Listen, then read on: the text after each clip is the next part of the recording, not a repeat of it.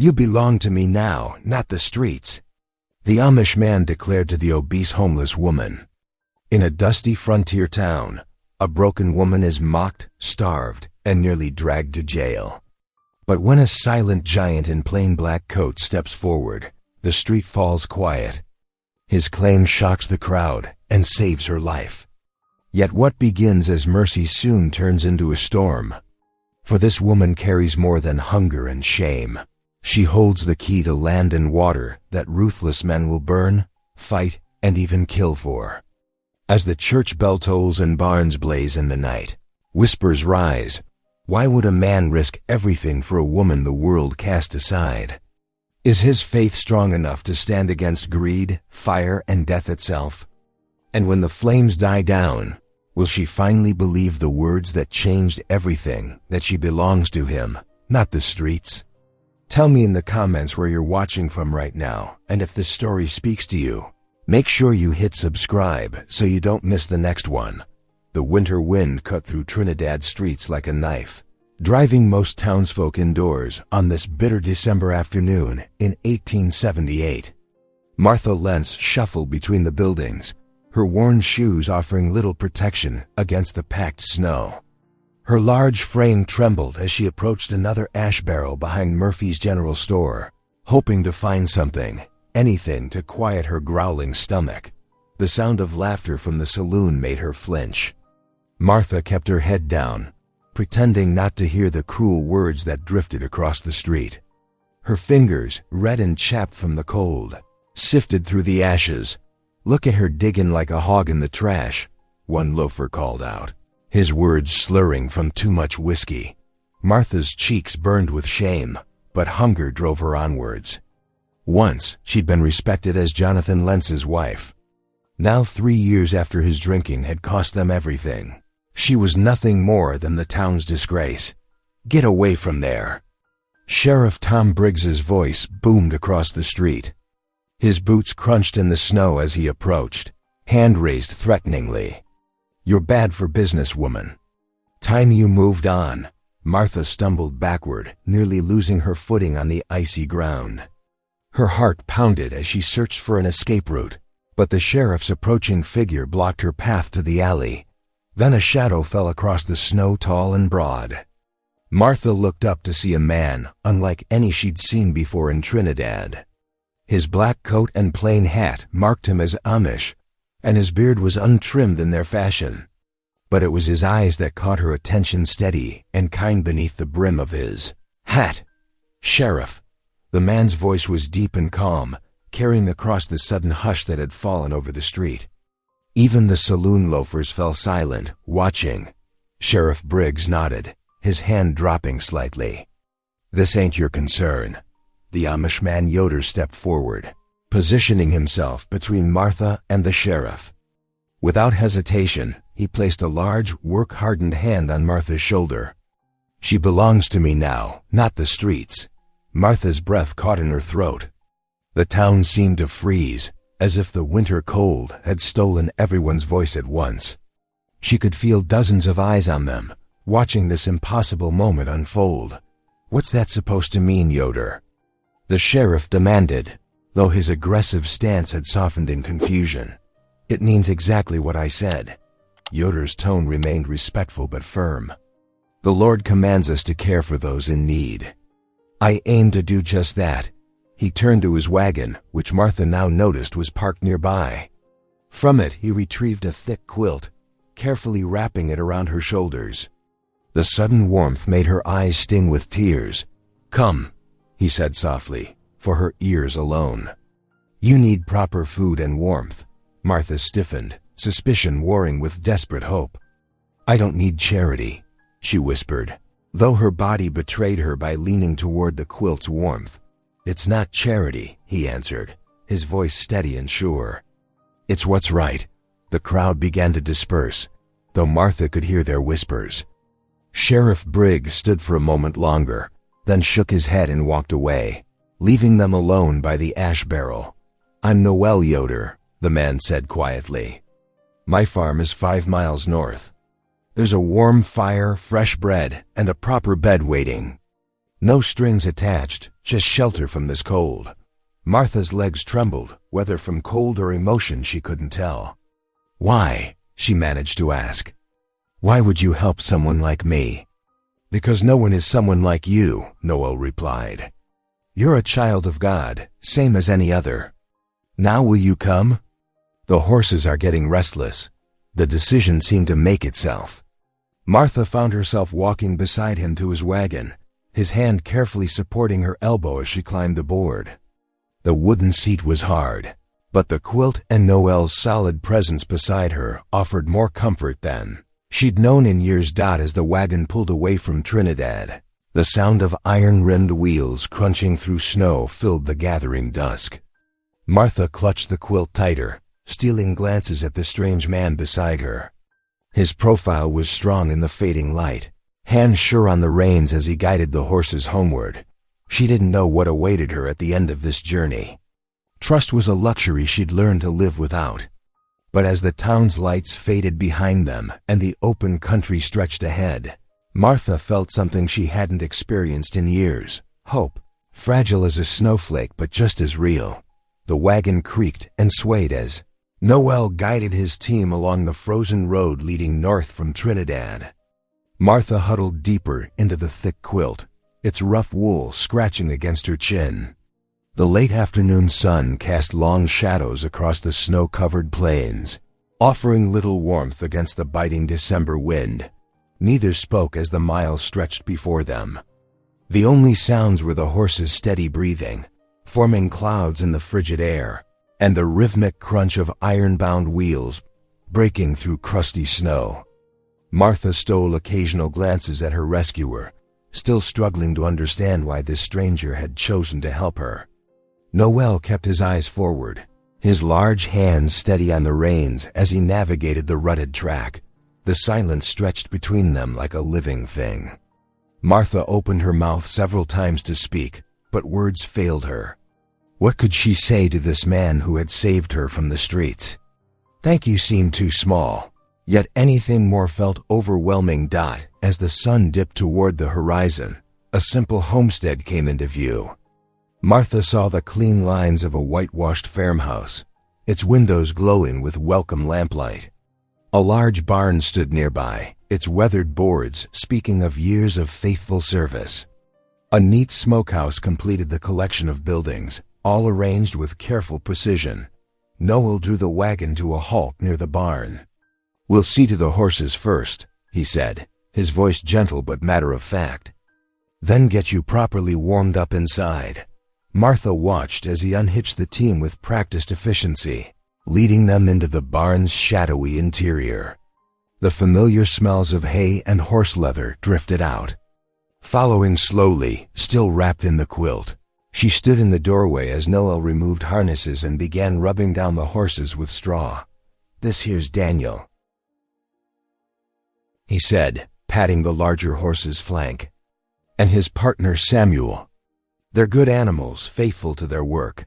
His voice carried a note of affection that made Martha's throat tighten. How long had it been since anyone had spoken with such kindness in her presence?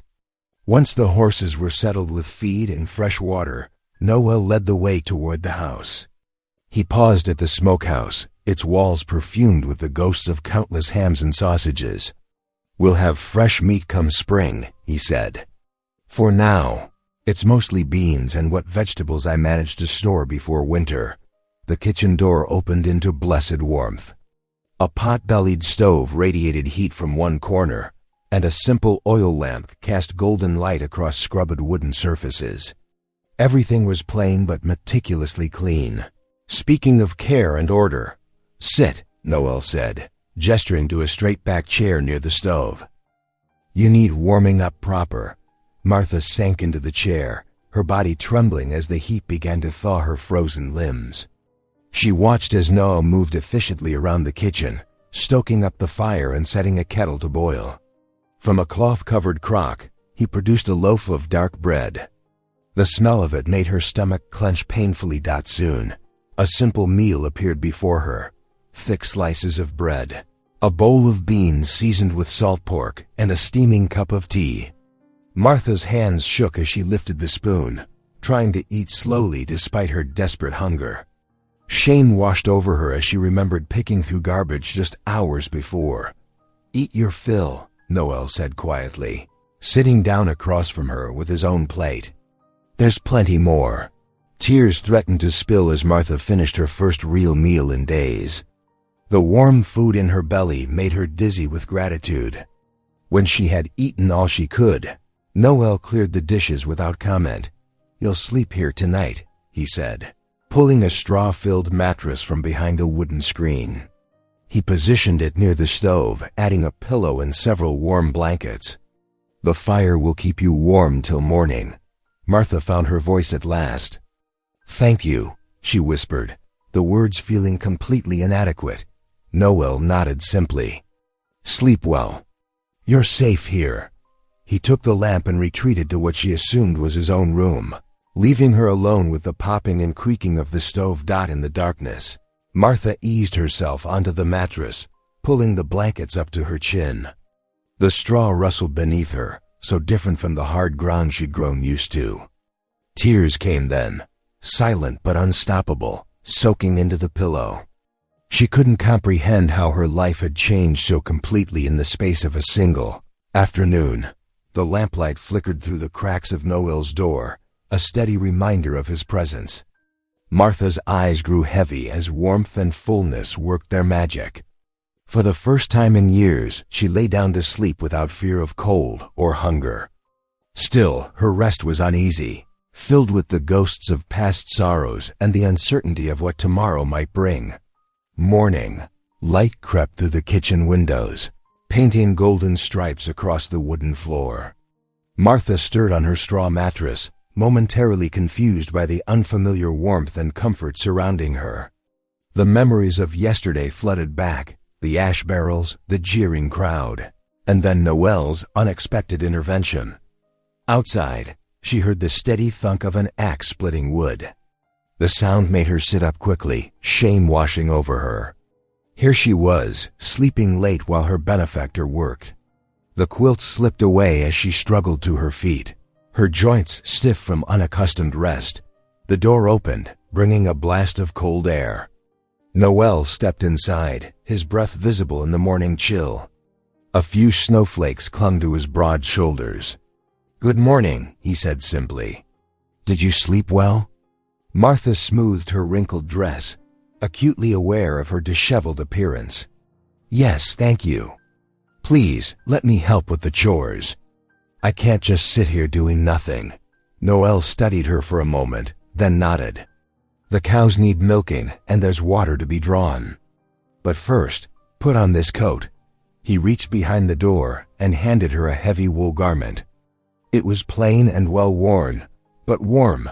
Outside, the winter air bit at Martha's face.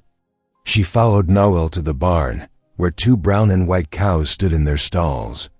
The familiar smell of hay and manure brought unexpected tears to her eyes, memories of better days when she'd been a rancher's wife. "Have you milked before?" Noel asked, setting down a clean bucket. "Years ago," Martha admitted. "But I remember how." Her fingers were clumsy at first, but the rhythm came back gradually. The cow stood patient, occasionally swishing her tail. Noel worked beside her, his strong hands making quick work of his own cow's milking. He didn't rush her or comment on her slower pace. After the milking, Noel showed her to the well. "We'll need water for washing and cooking," he explained, demonstrating how to lower the bucket. Martha gripped the rope, her arms trembling with the effort of drawing up the heavy bucket. Water sloshed over her skirts as she struggled to lift it. "Here," Noel said quietly, stepping forward to help. But Martha shook her head. "Please, I need to do this myself." Her sighs made everything harder, she knew. But Noel didn't laugh or show disgust like so many others had. He simply stood back, ready to help if needed, while she managed the task on her own dot. By the time they returned to the kitchen, Martha's arms ached, but satisfaction warmed her chest. She'd contributed something useful, no matter how small. Noel built up the fire while she arranged cups and plates on the table, falling naturally into the routine of household tasks. Over a breakfast of porridge and the last of yesterday's bread, Martha found herself speaking.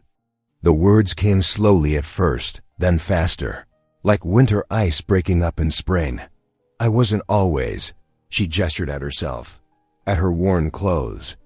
10 years ago, I was married to James Lentz. We had the Double L Ranch, south of town. She stirred her cooling porridge, lost in memories. James was a good man when he was sober. But the drinking took him, bit by bit. Started selling off cattle to pay gambling debts. Then parcels of land. Noel listened without interrupting, his steady presence encouraging her to continue.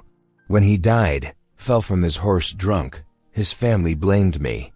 Said I should have stopped him somehow. Martha's voice cracked. They took everything. The ranch, the house, even my wedding rings. Sighed I had no right to any of it. Being barren and worthless. She waited for Noel to offer platitudes or, worse, agree with her in-law's judgment. But he simply nodded, his eyes showing not pity but understanding. In that quiet acceptance, Martha found the strength to finish her story. I tried working in town. But, she gestured at herself again. Nobody wants someone like me in their shop or restaurant. So I ended up in the streets. Shame colored her voice. Until yesterday. Yesterday is past, Noel said quietly. Today you have a roof and honest work if you want it. Martha looked down at her rough hands, reddened from the well rope and morning's chores. I want to work, she whispered. To be useful again. That evening, after another simple but filling supper, Martha sat by the stove mending one of Noel's shirts. The familiar motion of needle and thread soothed her. Outside, stars pricked the clear winter sky, and somewhere in the distance, a coyote called to its mate Dot as she prepared for sleep on her straw mattress. Martha found herself wondering if God, whom she'd long thought had abandoned her, might have finally heard her prayers. Not for wealth or beauty or her old life back, but simply for a chance to live with dignity again. 2 days had passed since Martha's revelation about her past. The morning sun glinted off fresh snow as she hung laundry to dry in the crisp winter air. The rhythmic slap of frozen sheets against each other matched the steady beating of approaching hoofbeats. A well-dressed man on a bay horse appeared around the barn. His black coat and polished boots marked him as someone from town, not a farmer or rancher.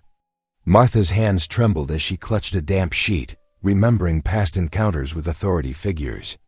But Noel emerged from the barn, his tall frame providing a reassuring presence. Mrs. Martha Lentz? The stranger called out, dismounting with practiced ease. I'm Theodore Banks, from First Trinidad Bank. He pulled leather-bound documents from his saddlebag, his stern expression softening slightly. I've been searching for you for some time. Martha stepped closer, letting the sheet fall back into the basket. Noel moved to stand beside her, a silent guardian. According to these papers, Banks continued, you are the legal heir to the north section of the original Double L Ranch property. He held out the documents, their official seals glinting in the winter light. Your late husband's deed specifically listed you as inheritor of that parcel, including the water rights to Purgatoire River frontage. The document was filed before his difficulties began. Martha's legs weakened. She reached for Noel's arm to steady herself. But his family, they said I had no claim to anything. Banks shook his head. They were wrong. This deed is legally binding. The land has been in dispute, but as the rightful heir, you have full ownership rights. Noel's expression darkened. The north section, he said slowly. That's the piece Jedediah Clay's been trying to acquire. The banker nodded grimly. Indeed. Those water rights are valuable, especially in drought years. Mr. Clay has made several attempts to purchase the disputed parcel. He turned to Martha. You should know he's not a man who takes disappointment well. Martha's throat tightened. Everyone knew Jedediah Clay's reputation. A cattle baron who collected land and water rights like other men collected coins. Those who stood in his way often found their barns mysteriously burned or their fences cut. After Banks rode away, Martha sat heavily in a kitchen chair, the papers spread before her on the table. What am I supposed to do with this? I never thought I'd own anything again, and now, her voice trailed off. Noel pulled up a chair beside her. Clay will come, he said quietly. He'll try to pressure you into selling. He's already got most folks around here scared into doing what he wants. Maybe I should just sell, Martha whispered. I don't want trouble. I've had enough trouble in my life. No, Noel's voice was firm, but gentle. God would not restore what was lost without reason. These papers didn't find you by accident. Martha looked up at him, seeing the conviction in his eyes. But I'm not strong enough to fight someone like Clay. Strong enough to fight someone like Clay. You're stronger than you know, Noel replied. And you're not alone anymore. As evening approached, heavy snow began falling outside the kitchen windows. Martha stood at the wooden table, working her frustrations into a batch of bread dough. The familiar motion of kneading helped calm her racing thoughts. Across the room, Noel sat in his chair by the stove, carefully repairing a broken harness strap. The leather creaked softly as he worked. The peaceful scene should have soothed her, but Martha couldn't shake the feeling of walls closing in. Just days ago, she'd been invisible, a beggar woman everyone ignored. Now she held something valuable, something a powerful man wanted. The thought made her hands shake. You're letting the dough get too stiff, Noel observed quietly. Martha realized she'd been kneading far longer than necessary. She forced her hands to stop, covering the dough with a clean cloth to rise. I keep thinking about what Clay might do, she admitted. That's natural, Noel said, testing the strength of his repair. But fear is a poor advisor. Whatever comes, we'll face it with prayer and wisdom. Martha watched the snow falling outside, remembering how just 3 days ago she'd been searching through ash barrels for scraps. Now she had a warm kitchen, honest work, and land of her own. The changes made her dizzy. We should get more wood in before this snow gets worse, Noel said, setting aside the mended harness. His practical focus on immediate tasks helped anchor her swirling thoughts. As they worked together to stack firewood by the stove, Martha felt some of her panic subside. Whatever schemes Jedediah Clay might devise, tonight she had bread rising on the table, a roof over her head, and someone who cared enough to stand beside her. For now, that would have to be enough. Dawn broke clear and cold over the homestead. Frost glittered on bare branches as Noel hitched his team to the wagon. They needed more firewood before the next storm, and the morning seemed right for hauling.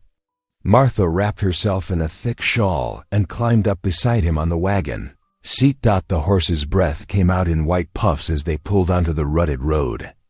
Noel handled the reins with practiced ease, guiding them toward the woodlot he shared with neighboring farmers.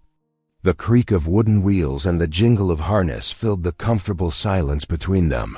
Around a bend in the road, 4 mounted men appeared. Their horses spread across the narrow track, blocking the way. Martha recognized the silver concos on their saddles, Jedediah Clay's ranch hands. Her heart began to pound.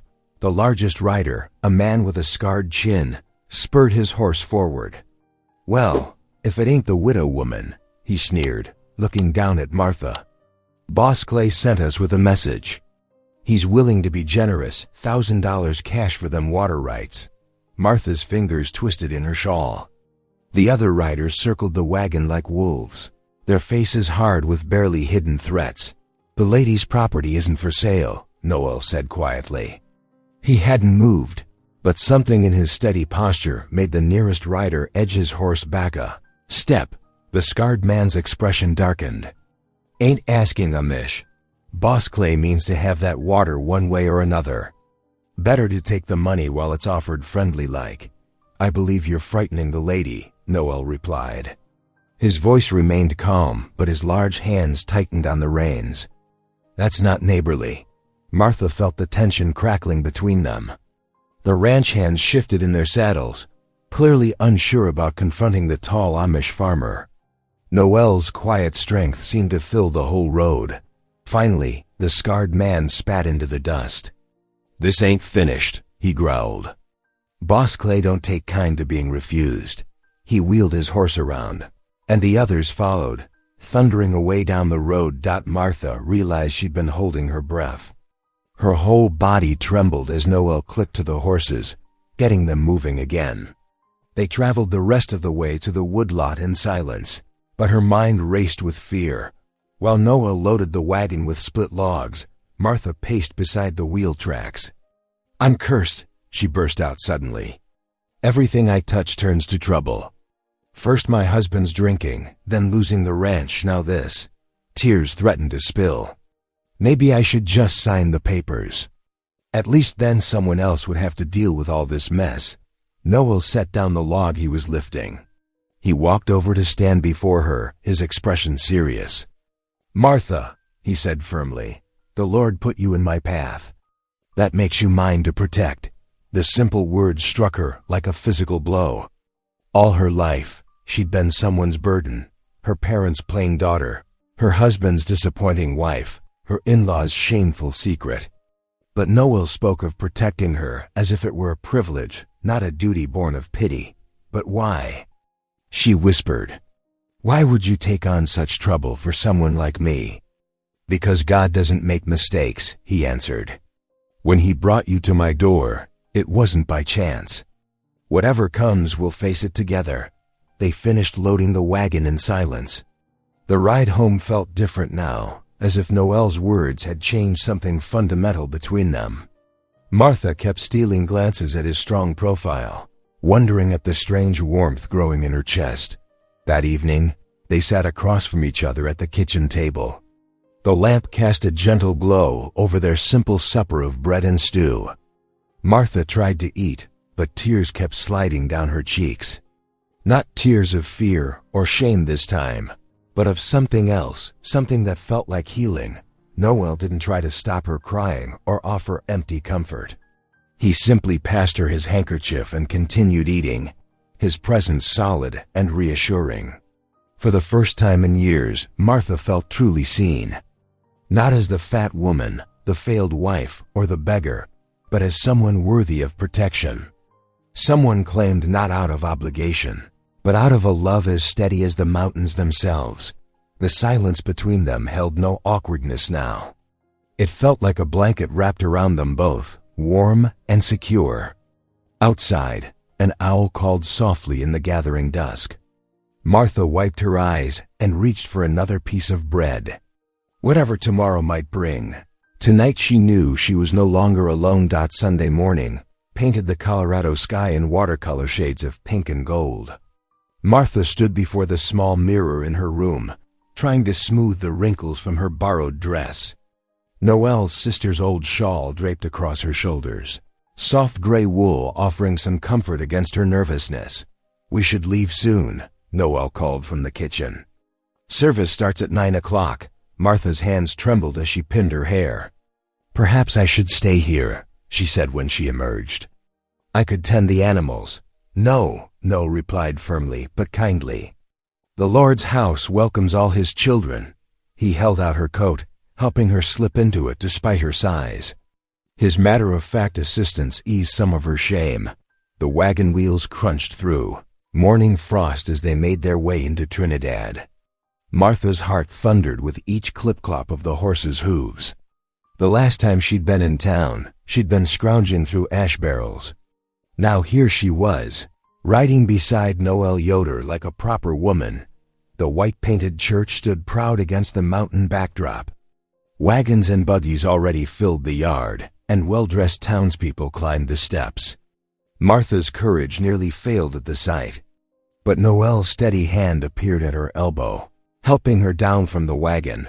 The moment they entered the church, whispers rustled through the congregation like wind through dry leaves. Martha felt every eye upon her.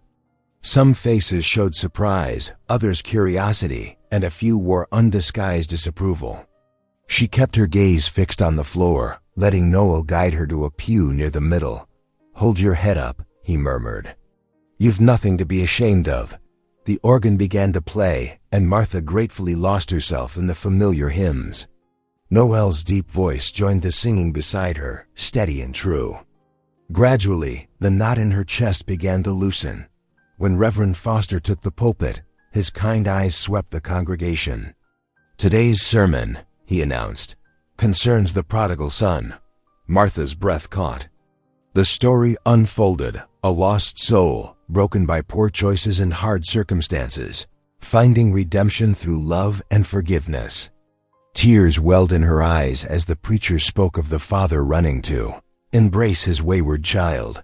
"No matter how far we stray," Reverend Foster said, "God's love remains constant. He sends us helpers, guides us home through the wilderness of our despair." Martha wiped her cheeks with Noelle's offered handkerchief. The words seemed meant exactly for her, touching the deep wounds of her soul. She felt Noelle's solid presence beside her like an anchor in stormy seas. After the service, people filed out into the bright morning. Martha steeled herself for scorn, but something had shifted. Mrs. Baker, the baker's wife, approached with a gentle smile. "It's good to see you here," she said, touching Martha's arm. "We've been worried about you." Others followed, not everyone, but enough. The miller's daughter Sarah, the cooper's wife, even old Mr. Jenkins, who'd once chased her from his doorstep. Each greeting helped rebuild something broken inside her.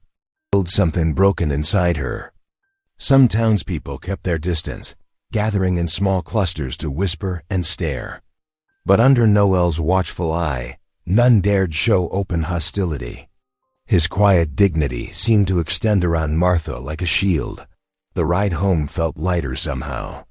Sunlight sparkled on fresh snow, and the air held the crisp promise of afternoon warmth. Martha sat straighter on the wagon seat, no longer trying to make herself smaller. "Thank you," she said softly. "For making me go," Noelle nodded, a slight smile touching his lips. Sometimes facing our fears is the only way past them. That evening, Martha decided to cook supper, real supper, not just heating up leftover stew. She mixed flour for dumplings, humming one of the morning's hymns. Her hands remembered their old skill as she worked. A cloud of flour puffed up suddenly, coating her front in white powder. Martha froze, waiting for the familiar wave of self-loathing. But instead, a small giggle escaped her lips. Noel looked up from where he sat mending harness at the table. His eyes crinkled at the corners, and then he was laughing too, a rich, warm sound that filled the kitchen. Martha's own laughter grew stronger, years of tension breaking like spring ice. "I reckon I'm a sight," she said, brushing at the flour. "A fine sight," Noel replied, his voice gentle. The kitchens needed laughter. Martha turned back to her dumplings, cheeks pink but smile lingering. The stew bubbled fragrantly on the stove, and lamplight made the kitchen windows glow against the gathering dusk. For the first time in years, she felt something like peace. The week deepened like the snow that fell steadily outside Noel's farmstead. Inside, warmth and routine began to heal Martha's wounded spirit. Each morning brought small victories as she regained skills long forgotten. Her hands remembered their old strength as she swept floors and kneaded bread, humming hymns under her breath. Like this, Noel demonstrated one afternoon, showing her how to work beeswax into harness leather. His large hands moved with surprising gentleness across the worn straps. Martha watched carefully, then tried herself, pleased when the leather began to soften under her touch. "You have a good feel for it," he said quietly. The butter churn came next. Martha's arms ached from the steady rhythm, but satisfaction glowed in her chest when fresh butter finally emerged from the cream. Noel's approving nod meant more than any praise she'd known before. Their days fell into comfortable patterns. Morning chores, shared meals, evenings by the fire while Noel read from his Bible. Martha found herself watching him when he wasn't looking. The way firelight played across his steady features, how his hands moved surely at every task. Peace settled over her like a warm quilt. But peace, she learned, was fragile as spring ice. The sound of approaching hoofbeats, broke their quiet one bitter afternoon. Martha was sweeping the kitchen when she heard them. Through the window, she saw a rider approaching, tall in his saddle, wrapped in a dark wool coat. "Jedediah Clay," she whispered, her throat tight with fear. The broom clattered from her hands. Noel rose from his chair, touching her shoulder briefly before stepping outside. Martha crept to the window, watching as Clay reined his horse to a stop. Even mounted, he seemed to tower, his shadow stretching long across the snow. "Yoder," Clay called down, his voice carrying clearly through the cold air. "I've come to settle this water rights business." His horse stamped restlessly, breath steaming. "There's nothing to settle," Noel replied calmly. "The land and rights belong to Martha Lentz, legal and proper." Clay's laugh held no warmth. "That worthless drunk's widow? She's got no business holding on to what she can't manage." He pulled papers from inside his coat. "I'm prepared to offer fair price. Save everyone trouble." Martha pressed her hands against the glass, watching Noel stand unmoved before Clay's imposing figure. Snow fell steadily between them. "The Lord says we must not take advantage of widows and orphans," Noel said, quoting scripture with quiet authority. "His justice watches over them." "Justice?" Clay's voice turned hard as winter frost. "Accidents happen out here, Yoder. Barns burn. Horses go lame. Sometimes stubborn men break." He leaned forward in his saddle. "Would be ashamed to see your fine farm come to grief." "Is that a threat, Mr. Clay?" "Just stating facts. Sign the papers. Collect your money. Everyone stays whole." Noel's next words fell like axe strokes. "The land is not for sale." "Good day to you." Clay straightened, his face darkening. "You'll regret this, Yoder, both of you." He wheeled his horse around, snow flying from its hooves. "Mark my words." Martha watched him ride away, her whole body trembling. When Noel came back inside, she burst into tears. "Please," she begged, "let me go. I'll leave tonight. You needn't risk everything for my sake." Her words tumbled out between sobs. "I'm not worth this trouble. I'm not worth anything. Martha." Noel's voice was firm but gentle. He took her shaking hands in his. "Listen well.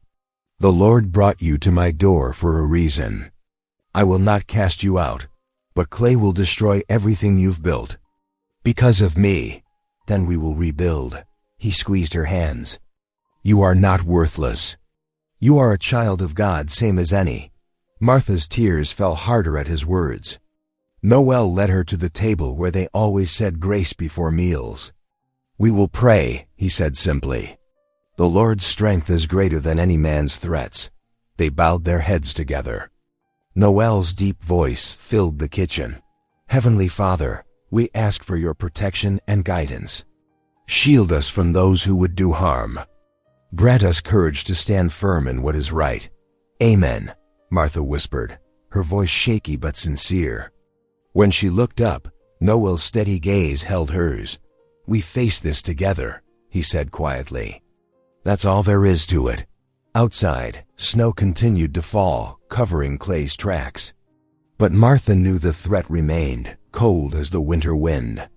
She clasped her hands tightly, trying to hold on to Noel's strength, praying it would be enough for whatever lay ahead. Days slipped past like melting snow. The February wind brought fresh challenges, including damage to the barn roof from a fierce storm. Early one morning, Noel and Martha stood surveying the scattered shingles and exposed beams. "Reckon we can fix it together," Noel said, studying Martha's concerned face. "If you're willing to learn." Martha nodded, though her stomach tightened at the thought of climbing the ladder. She had avoided heights since childhood, but Noel's steady presence gave her courage. He showed her how to hold the hammer, how to position each wooden shingle just so. "Like this?" she asked, tapping a nail carefully. "Just right," he answered, his approval warming her more than the winter sun. They worked side by side through the morning. Martha's arms ached, but pride bloomed in her chest as each row of shingles took shape. Noel stayed close, passing tools and offering quiet guidance. When she stumbled once, his hand caught her elbow, strong and sure. Their days fell into comfortable rhythms.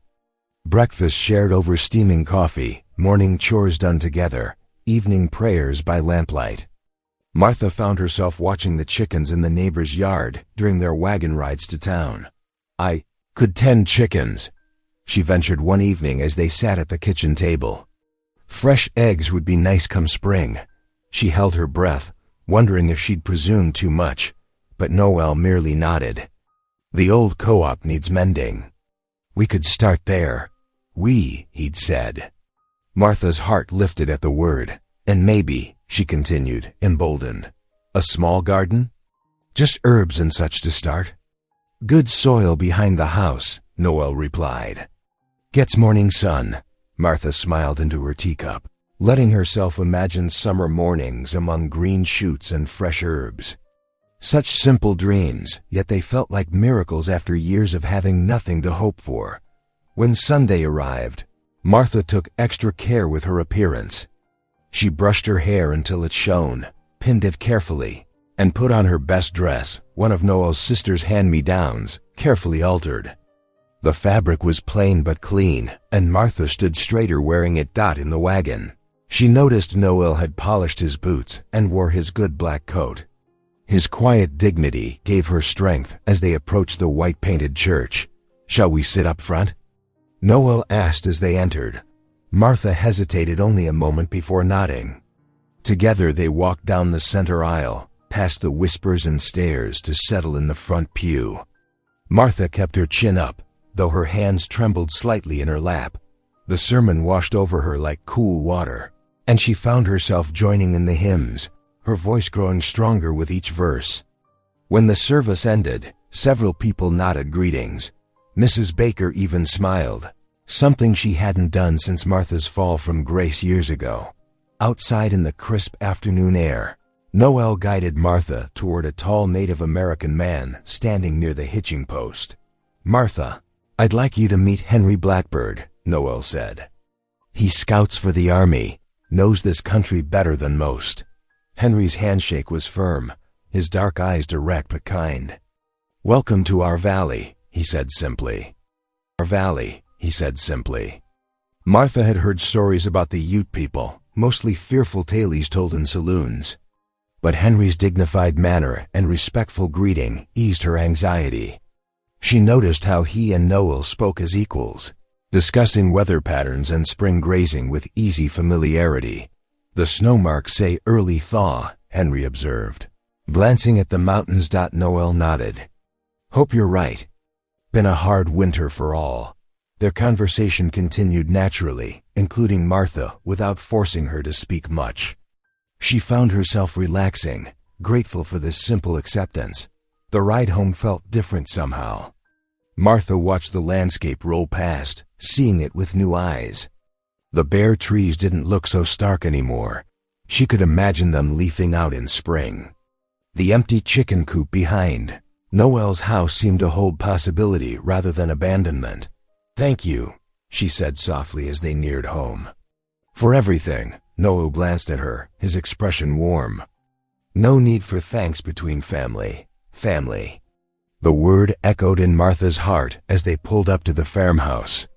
She hadn't dared think of belonging anywhere to anyone for so long. But here, watching Noel tend to the horses, seeing their shared home waiting with smoke curling from the chimney, she felt the first tender shoots of hope taking root. That evening, as she stirred the stew pot and Noel read by the fire, Martha allowed herself to imagine a future. Not a grand one, but one filled with honest work, daily bread, and the quiet comfort of being known and accepted. For the first time in years, peace settled over her like a soft blanket, and she held it close, hardly daring to breathe lest it slip away. The moon hung bright and cold over the farmstead. Martha had just finished washing the supper dishes when an orange glow flickered through the kitchen window. Her heart stopped as she recognized flames licking up the barn's wooden walls. "Noel!" She screamed, "Fire!" Noel burst from his bedroom, already pulling on his boots. Outside, dark figures moved against the blazing light. Clay's men had come, just as he'd threatened. Martha counted at least 6 raiders, their faces hidden by bandanas. The barn doors stood wide open, smoke billowing out. Inside, the horses whinnied in terror. Cattle lowed from their pens, and chickens scattered in panic. The flames roared higher, consuming the hayloft. "Get the animals out!" Noel shouted, running toward the barn. He grabbed a pitchfork from where it leaned against the wall. Martha stumbled after him, her legs shaking. The heat struck her face like a blow. She reached for the nearest horse's halter, but rough hands seized her arms and threw her backward. She landed hard in the snow, the impact driving the breath from her lungs. Through tears of pain and smoke, she watched Noel wade into the fight. He swung the pitchfork in wide arcs, driving back 2 attackers. But more closed in behind him. A club struck his shoulder. He staggered but kept fighting. "Leave him be." Martha tried to rise to help somehow, but another raider shoved her down. "Stay put, woman," he growled. "This ain't your fight." But it was her fight. Her inheritance had brought these men. Her presence had cursed Noel's peaceful home. She could only watch, helpless, as they surrounded him. Noel fought like a lion, even against such odds. The pitchfork caught one man in the leg, another in the side. But a heavy blow finally struck his head. Noel crumpled to the ground. The raiders kicked him until he stopped moving. "That'll teach him to mind his own business," one said. Spitting into the snow, they mounted up and galloped away, leaving destruction in their wake. The barn blazed against the night sky, sending sparks whirling up like evil stars. Most of the animals had broken free, but their frightened cries echoed across the yard. Martha crawled to where Noel lay. Blood matted his hair and stained the snow beneath him. His face was bruised, one eye swollen shut. But he still breathed, thank God. "Noel," she whispered, touching his cheek. "I'm so sorry." "So sorry." He stirred slightly but didn't wake. Martha managed to drag him away from the burning barn toward the house. Every moment, she expected the raiders to return, to finish what they'd started. The night stretched endless. Martha tended Noel's wounds as best she could, washing away blood, applying cold compresses. But guilt gnawed at her heart. This violence had come because of her. Because she had stayed, had dared to dream of belonging. As false dawn began to pale the sky, Martha made her decision. She couldn't bring more trouble to this good man. He would heal better, be safer, without her curse hanging over him. Her hands shook as she found paper and pencil. Tears splashed onto the page as she wrote, "Dear Noel, you saved me from the streets, showed me kindness when no one else would. I can never repay that. But I won't bring more suffering to your door. Clay's men came for me, not you. Please forgive me for all the trouble I've caused. May God protect you always. Martha." She left the note on the kitchen table. Taking only her old shawl, she slipped out into the pre-dawn darkness. A bitter wind had risen, driving snow before it. The storm that had threatened all week was finally breaking. Martha stumbled down the road, her tears freezing on her cheeks. Behind her, the barn still smoldered, sending up thin smoke that vanished into the growing blizzard. Her shawl offered little protection against the wind's knife-edge cold. A stronger gust tore the thin fabric from her shoulders. Martha watched helplessly as her last possession whipped away into the storm. She wrapped her arms around herself and pressed on, though she could barely see the road. "It's better this way," she told herself, her words snatched away by the howling wind. Better for him. Snow filled her boots, soaked through her dress. Every step became harder as the storm raged stronger. But Martha kept walking, driven by shame and guilt, convinced that her absence was the only gift she could give the man who had shown her such undeserved kindness. The darkness and swirling snow slowly swallowed her figure. She disappeared into the heart of the blizzard, leaving behind the only true home she had known in years. Consciousness returned to Noel in waves of pain. His head throbbed where the club had struck, and every breath sent daggers through his ribs. The bitter cold of the ground had seeped into his bones. Above him, heavy clouds promised more snow. He pushed himself up slowly, fighting waves of dizziness. The barn still smoldered, sending thin wisps of smoke into the gray dawn. Most of the animals had scattered, though he could hear a few cows lowing in the distance. "Martha?" His voice came out rough, barely above a whisper. Fear drove him to his feet despite the agony. "Martha!" The house stood silent. Noel limped to the door, leaving bloody footprints in the snow. Inside, the kitchen fire had died to embers, leaving a bone-deep chill. His heart sank when he saw the paper propped against the cold hearth. With trembling fingers, he unfolded Martha's note. The words blurred before his swollen eyes. "I only bring you ruin.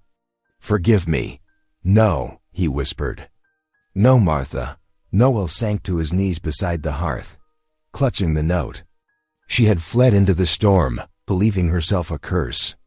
The thought of her alone in the killing cold drove him to prayer. "Lord," he breathed, bowing his head, "give me strength to find her. Don't let her perish thinking herself worthless in your eyes." Drawing on deep reserves of will, Noel forced himself up. He had to move quickly. The storm was worsening by the minute. Miles away, Martha stumbled through deepening drifts. The wind howled around her, driving ice-sharp snow against her exposed skin. Her sodden dress hung heavy, dragging at her steps. She had lost all sense of direction in the whiteout. Worthless woman. A voice sneered in her mind, her dead husband's voice, thick with whiskey. "Nothing but trouble." "No," Martha whimpered, pressing her frozen hands to her ears. "Look at you," came her mother-in-law's cutting tone. "Fat, ugly thing." No wonder John drank himself to death. Martha's legs gave way.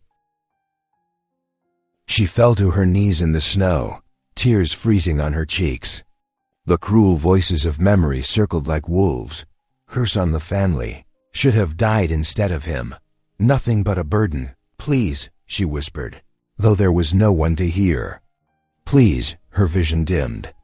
The bitter cold began to feel almost warm, lulling her toward sleep. Martha slumped forward into a drift, her breath coming in shallow gasps. The voices faded as consciousness slipped away. The storm raged on, but Henry Blackbird rode steadily through it. The Ute scout had been checking his trap lines in the hills when he spotted strange tracks in the snow, the wandering path of someone clearly lost, and, failing Dot, he guided his pony carefully along the trail, reading the signs of stumbling, of falls, of increasing desperation. When he found Martha half buried in white, he knew she had little time left. Henry dismounted swiftly, checking her pulse. Still alive, but barely. He spoke soft words in Ute as he lifted her rigid form. "Maquin," he murmured, the word for sister. "You are not alone. The spirits guided me to you." Martha stirred slightly at his voice, but didn't wake. Henry settled her carefully across his pony's back, covering her with his heavy blanket. He knew Noel's homestead was closest, and the only hope for saving her life. "Mei-chi," he told his pony. "Steady now. We carry precious cargo." The loyal animal picked its way carefully through the drifts. Henry walked beside it, one hand on Martha's back to keep her balanced. He had seen the smoke from Noel's barn earlier, but hadn't known the cause. Now finding Martha like this, he understood something had driven her to flee. "The cold lies," he said in English, though she couldn't hear. "It whispers that you are alone. But see, here is one who found you. And there is one who waits for your return." The storm began to ease as they descended from the hills. Through breaks in the clouds, Henry could see smoke still rising from the remains of Noel's barn. More importantly, he saw fresh tracks leading away from the homestead. Noel had begun searching. Despite his injuries, Henry lifted his voice in a Ute hunting call, a signal that would carry through the winter air. Twice more he called as they approached. Finally, an answering shout came through the swirling snow. Noel appeared through the whiteness, limping but determined. His bruised face twisted with concern when he saw Martha's still form across the pony. "She lives," Henry assured him quickly. "But she needs warmth, and soon." Together they carefully lifted Martha down. Her skin had the gray cast of deep cold, her lips tinged blue. But her chest still rose and fell with shallow breaths, holding on to life with the same stubborn strength that had kept her going through all her trials. "Thank you, my friend," Noel said hoarsely. "God sent you to save her. The spirits guide us to those who need help," Henry replied simply. "Now, let us get her inside before they guide her soul away entirely."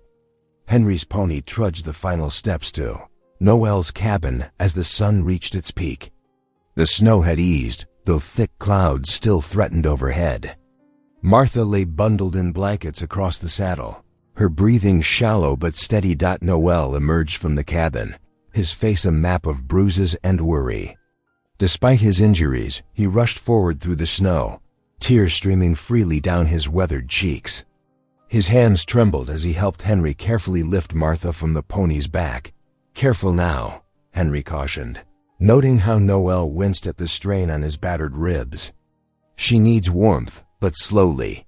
They carried her inside where the fire blazed high in the hearth. Noel had prepared a bed of quilts close to the flames. With gentle movements, they laid Martha down, and Noel tucked the blankets around her still form, his large hands moving with surprising tenderness. "Martha," he whispered, smoothing her frost-dampened hair. "You're home now. You're safe." Her eyelids fluttered at the sound of his voice. A soft moan escaped her blue-tinged lips as awareness slowly returned. "Noel," her voice was barely a whisper. "I'm so sorry." "Hush now," Noel said firmly, though his voice shook with emotion. He clasped her cold hand between his warm ones and bowed his head. "Lord in heaven, thank you for your mercy this day. Thank you for sending Henry to find her, for bringing her back to us alive. Watch over her recovery and help her know she is precious in your sight. Amen." Martha's eyes filled with tears as Noel's prayer washed over her. Henry moved quietly in the background, hanging wet blankets to dry and setting water to boil for broth. Through the afternoon, color slowly returned to Martha's cheeks. Henry stepped outside to check the property's boundaries, wary of Clay's men returning. The fence line had suffered in several places, either from the stampeding livestock or deliberate damage. He set to work mending what he could, keeping watch all the while. As evening approached, Martha managed to sit up, wrapped in quilts beside the fire. Her hands shook as she held a cup of steaming broth, but her eyes were clear and alert. Noel sat nearby in his wooden chair, refusing to rest despite his own injuries. "You should not have run," he said softly. "Whatever comes, we face it together." Martha stared into her cup. "I couldn't bear to see you hurt because of me." "The barn, your animals. Buildings can be rebuilt," Noel replied. "Animals can be replaced. But you," his voice caught. "You are irreplaceable." Henry returned from his patrol, stamping snow from his boots. He joined them at the kitchen table, accepting a bowl of broth with a grateful nod. The three sat in comfortable silence as darkness gathered outside. Through the window, wisps of smoke still rose from the charred remains of the barn, a gray ghost against the evening sky. Martha looked at the two men, Noel with his bruised face and gentle eyes, Henry with his quiet strength and watchful gaze. Something stirred in her heart, a feeling she had almost forgotten. Family, not by blood, but by choice and circumstance. By God's design, perhaps. "I don't know how to thank you both," she said softly. "I've been alone so long. The people believe no one should walk alone through winter," Henry replied, his dark eyes kind. "We are stronger together." Noel reached across the table and covered Martha's hand with his. "God brought us together for a purpose. Clay and his men may have destroyed the barn, but they cannot break what the Lord has built here." Martha squeezed his hand, drawing strength from his touch and his faith. The cabin was warm, filled with lamplight and the smell of fresh bread Henry had brought from his saddlebag. Outside, the wind still howled, and danger still lurked in the shadows. But here, in this moment, Martha felt the first real stirrings of hope. Henry rose to check the horses one final time before dark. "I will stay tonight," he said simply. "And tomorrow we will see what can be salvaged from the barn." Martha watched him go, then turned back to find Noel watching her with concern. "Rest now," he urged. "You're safe here. You're home." The word home echoed in her heart as she settled back near the fire. Through the window, she could still see smoke rising from the ruined barn, a reminder that their troubles were far from over. But the sight no longer filled her with despair. Instead, she felt a quiet determination growing. Whatever came next, she would face it with these two men who had chosen to stand beside her. She was no longer alone.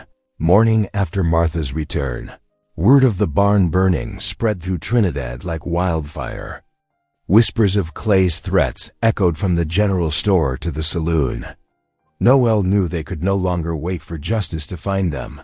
"We must go to town," he announced over breakfast, his bruised face set with determination. "The truth needs telling in the light of day." Martha's hands trembled as she set down her coffee cup. "The whole town will be there." "Yes," Noel said gently. "And they will hear your story properly told." Henry nodded from his place by the window. "I will speak of what I have seen. Clay's men cannot hide their tracks in snow."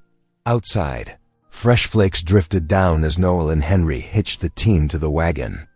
Martha emerged from the cabin wearing her best shawl, her chin lifted despite her fear.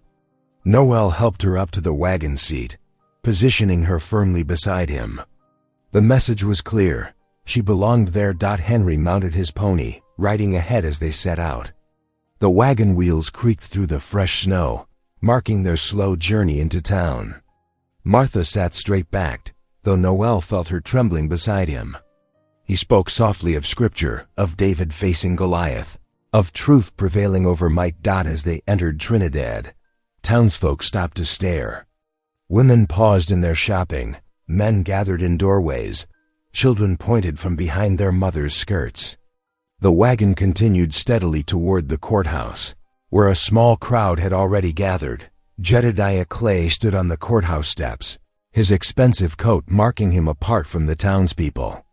His face darkened when he saw them approach. "Well, if it ain't the Amish farmer and his charity case," he called out. Earning scattered laughter. Noel drew the wagon to a halt. He stepped down first, then turned to help Martha descend. Henry dismounted nearby, his presence adding silent strength to their small group. "I come to speak truth before God in this town," Noel announced, his voice carrying across the courthouse square. He produced the banker's papers from his coat. "These documents prove Martha Lentz is rightful heir to the North Fork water rights. Rights that some would steal through violence and threats." Clay's face reddened. "That land needs a proper owner. Not some worthless woman who—" "The Lord sets the lonely in families," Noel cut in, his voice steady but powerful. "He leads forth the prisoners with singing. But those who rebel live in a sun-scorched land." The preacher, Reverend Matthews, pushed through the crowd. "What violence do you speak of, Brother Yoder?" "My barn was burned 2 nights past," Noel replied, "after Clay's men tried forcing Martha to sign away her rights." Henry stepped forward, his quiet presence drawing all eyes. "I tracked their horses through the snow," he said clearly. 5 men rode from Clay's ranch to Yoder's farm that night. 5 men rode back before dawn, smelling of smoke. Clay's hand moved toward his gun belt. "You'd take an Indian's word over mine?" "We'd take truth over lies," Noel responded firmly. "Henry Blackbird has served this territory faithfully. His word stands." Sheriff Briggs emerged from the courthouse, drawn by the commotion. He studied the scene before him, Clay's barely contained rage, Noel's steady certainty, Martha's trembling dignity, Henry's watchful calm. "These are serious accusations," the sheriff said slowly. "Got any proof beyond tracks in the snow?" Noel handed over the banker's papers. "These show Martha's legal claim. And there are witnesses to Clay's threats against us in town last week." Several townsfolk nodded, including the shopkeeper and the telegraph operator. The preacher stepped closer to examine the documents. "The scripture tells us not to deny justice to the poor," Reverend Matthews declared. "These papers appear legitimate, Sheriff." Clay's face twisted with fury. "She's nothing but a burden. A useless fat." "She is a child of God," Noel interrupted, his voice thunderous despite his peaceful ways. "And she stands under my protection. The water rights are hers by law. Any man who says different answers to both earthly justice and divine." Martha raised her chin, tears streaming down her face but her voice steady. "I may not be what you think a landowner should be, Mr. Clay, but that water ran through my husband's family for 3 generations. I won't sign it away to a thief and a bully." A murmur of approval ran through the crowd. The sheriff studied the papers again, then looked at Clay's darkening expression. "Law is clear enough," Sheriff Briggs said finally. "The rights are hers. And if I find proof about that fire, Clay, you'll answer for it." The tension crackled across the courthouse steps. Clay's hands clenched and unclenched at his sides as he glared at Martha, but the presence of so many witnesses stayed his fury. The sheriff's hand rested meaningfully on his gun belt. Clay's face contorted with rage. With a roar, he launched himself at Noel, fists raised. But before he could strike, Henry stepped smoothly between them, his strong hands catching Clay's arms. The rancher struggled, spitting curses, but Henry held firm. "That's enough." Sheriff Briggs barked, drawing his revolver. "Clay, you're under arrest for arson and assault. Been turning a blind eye too long to your bullying ways." The crowd gasped as the sheriff pulled out his handcuffs. No one had ever seen the powerful cattleman treated like a common criminal. Clay thrashed against Henry's grip, his face purple with fury. "You can't do this to me. I own half this county." "Not anymore," the sheriff replied grimly, securing the cuffs. "Got enough witnesses here to your threats, and Henry's tracking of your men will stand up in court." Martha trembled at the violence, but Noel took her hand in his. His touch was warm, steady. He lifted her chin with his other hand, helping her stand tall before the watching townspeople. "Look up," he whispered. "You have nothing to be ashamed of." The crowd's mood shifted as they watched this gentle exchange. Women who had scorned Martha now nodded in approval. Men who had mocked her looked away, abashed. She was no longer the beggar woman they could dismiss, but a landowner defending her rightful inheritance. Reverend Matthews raised his hands toward heaven. "Let us pray," he called out. "Lord, we ask for justice tempered with mercy. Let truth prevail over force, and let our community be healed. Amen," came the murmured response from dozens of throats. The sheriff led Clay away toward the jail, the once mighty rancher's protests fading into the snowy air. Martha felt a great weight lifting from her shoulders as she watched him go. Noel helped her back into the wagon, and with Henry riding alongside, they turned toward home. For the first time since her husband's death, Martha held her head high, knowing she had both rights and respect in the eyes of the town. The evening settled softly over Noel's farmhouse, golden lamplight spilling from the windows into the gathering dusk. Inside, warmth and familiar sounds filled the kitchen, the bubble of stew in the iron pot, the gentle scrape of Noel's tools as he mended a broken chair leg by the hearth, and the rhythmic swoosh of Henry's cloth as he polished his rifle. Martha stirred the thick stew, breathing in the rich aroma of vegetables and herbs. Her movements were sure now comfortable in this space that had become her home. She ladled generous portions into 3 bowls, placing them on the worn wooden table with care. "Much obliged," Henry said quietly, setting aside his rifle. His dark eyes crinkled with warmth as he accepted the bowl. They gathered around the table, heads bowed for grace. The simple meal tasted better than any feast Martha could remember. As she broke bread and passed it around, she felt something settle deep in her heart, a recognition. This was family. Not bound by blood or name, but forged in trials and sealed by grace. Noel looked up from his bowl, his steady gaze finding hers across the table. "You belong to me now," he repeated softly, echoing those first words that had changed her life. Not to the streets, nor the lies, nor the shame. Tears welled in Martha's eyes and spilled down her cheeks, but her heart was full of joy. Henry reached over and squeezed her hand, while Noel's eyes shone with quiet love. Outside, snow drifted down in gentle swirls, blanketing the land in pristine white. Inside, laughter rang out as Henry shared a story, and Martha's voice joined in the evening prayers with newfound strength. Here, in this unlikely circle of love, she had found her place at last. Hope bloomed certain and strong, a promise for all their tomorrows. Thank you for being here. Thank you for being here. If something in this story stayed with you, I'd love to see you again. Subscribe, and tomorrow, I'll bring you another story crafted with heart.